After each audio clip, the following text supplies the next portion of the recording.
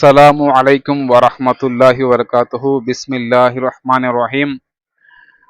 అల్లాహ్ యొక్క పవిత్రమైన పేర్లలో ఒక పేరు అల్ హమీద్. అల్ హమీద్ గురించి మనం ఈరోజు తెలుసుకుందాం. అల్లాహ్ అల్ హమీద్ అంటే స్తుతింపదగిన వాడు, పొగడ్తలకు అర్హుడు.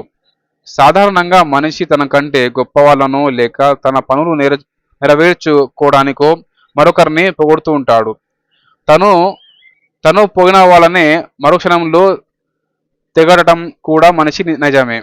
పుట్టించి పోషిస్తూ మనల్ని జీవితాంతం ప్రతి సమయంలోనూ సంరక్షిస్తూ ఉంటాడు. కాబట్టి అల్లాహ్ స్తుతింపదగిన వాడు. ఆయన్ని స్తుతించిన లేకున్నా పుట్టించిన ప్రతి మనిషికి గిట్టే వరకు అన్ని పానీయాల్ని రక్షణను కల్పిస్తూనే ఉంటాడు. అల్హమ్దులిల్లా. ఇది అల్లాహ్ ఊదార గుణానికి చిహ్నం. మన పొగడ్తల వల్ల ఆయనకు ఎలాంటి లాభము లేదు. మనం స్తుతించినంత మాత్రాన ఆయనకు నష్టము చేకూరదు. మనం ఆయన్ని స్తుతించడం వల్ల మనకే లాభదాయకం. ఇక మన విశ్వాసానికి ఇది మన విశ్వాసానికి కృతజ్ఞతలు చెల్లించుకోవడానికి ప్రతీక మాత్రమే. నిత్య జీవితంలో మనకు ఎవరైనా సహాయం చేస్తే వారికి మనం కృతజ్ఞతలు చెప్పుకుంటాము. మరి మనల్ని పుట్టించి నిత్యం పోషిస్తున్న ఆ మహోన్నత స్వామికి సరిగ్గా మనం కృతజ్ఞతలు తెలుపుకుంటున్నామా? ఎన్నిసార్లు ఆ స్వామిని పోయినా ఆయన ఘనకీర్తిని స్తుతించినా తక్కువే. మన పట్ల ఆయన చూపుతున్న కరుణా కటాక్షాలు అగణితమైనవి. అడగకుండానే మన అవసరాలని తీరుస్తున్నాడు. మనం ఊహించిన దానికన్నా ఎక్కువ ప్రసాదిస్తున్నాడు. సుబ్హానల్లాహి వ బిహమ్దిహి.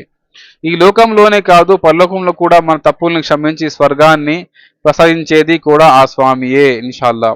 మన మొరల్ని ఆలకించి వాటికి సమాధానం పలికి మనకు సాధనపరిచేది ఆయనే. సుబ్హానల్లాహి వ బిహమ్దిహి. ఆపదల్లో చిక్కుకున్న మనకు అభయ హస్తాన్నిచ్చి ఆదుకునేది కూడా ఆయనే. అలాంటి సద్గుణుడు సర్వోన్నతుడైన స్వామిని వదిలి మనిషి ఎంతటి కృతజ్ఞతకు పాపుతున్నాడో స్వయంగా ఆలోచించుకోవాలి. ప్రళయం తర్వాత ఈ ప్రపంచం అంతమై అందరూ ఆ స్వామి ముందు హాజరవక తప్పదు.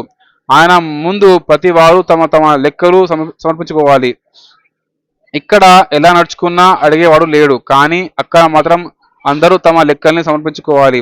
అల్లాహ్ను విశ్వసించి ఆయన చూపిన మార్గాన మేలుకతో అనుకోతో నడుచుకున్న వారు తమ లెక్కల్ని సునాయాసంగా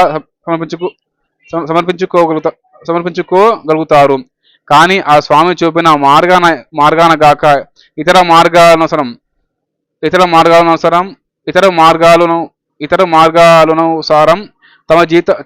తమ జీవనాన్ని సాగించిన వారికి ఆ లెక్కల దినం, తీర్పు దినం ఎంతో కష్టంగా ఉంటుంది.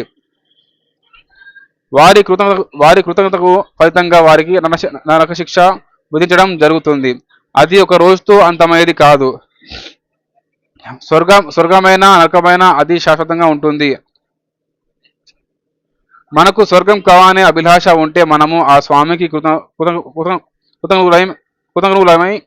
కృతజ్ఞులమై ఆయన చూపిన మార్గంలో నడుచుకోవడంలోనే మన పరలోక సాఫల్యం దాగి ఉంది. ఎవడైనా కృతజ్ఞతలు తెలిపితే అతని కృతజ్ఞతలు అతనికి లాభకరం. ఎవడైనా